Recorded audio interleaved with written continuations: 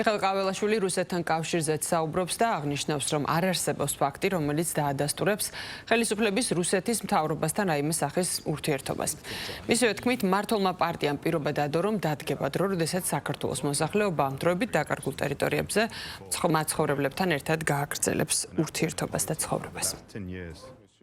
Compared to all previous electoral outcomes. არ არსებობს ფაქტი, რომელიც ადასტურებს, რომ ჩვენ რაიმე სახის კავშირი გვაქვს რუსეთის მთავრობასთან. რა თქმა უნდა, ჩვენ ვფიქრობთ იმ ტერიტორიებზე, რომლებსაც დროებით დაკარგულად მივიჩნევთ, იმ ადამიანებზე, რომლებიც ჯერ კიდევ იქ ცხოვრობენ. ჩვენ მათ ჩვენს ძმებად და დებად მივიჩნევთ. როგორც გაეროს ასამბლეაზეც აღნიშნე, მმართველმა პარტიამ პირობა დადო, რომ დადგება დრო, როდესაც ჩვენ ერთად ვიცხოვრებთ გაერთიანებულ სახელმწიფოში. ჩვენ გავაგრძელებთ განვითარებას და ვიზრუნებთ ერთმანეთზე ისე, როგორც ადრე. მთელი მსოფლიოა მოტივირებული, რომ შეაჩეროს რუსეთი. როგორ ფიქრობთ, როგორ შევძლებთ დავიბრუნოთ ჩვენი ტერიტორიები თუ რუსეთთან ჩვენი ურთიერთობა იქნება აგრესიული? არსებობს თუ არა სხვა გზა ჩვენი ტერიტორიების დასაბრუნებლად? ჩვენ არ ვართ ნატოს წევრი, ნატო უარი თქვა ამაზე. ჩვენ არც ევროკავშირის წევრი ქვეყანა ვართ. თუ კარგად დააკვირდებით, ჩვენი პოლიტიკა, ჩვენი მთავრობის პოლიტიკა ეფუძნება პრაგმატულ, დაბალანსებულ და რეალისტურ მოდელებს. იყო დრო, როდესაც ჩვენ მხარდაჭერის გარეშე დავრჩით და ჩვენი პოლიტიკა ამ სამწუხარო გამოცდილებიდან გამომდინარეობს. ჩვენი პოლიტიკა ჩვენს ეროვნულ ინტერესებს ეფუძნება.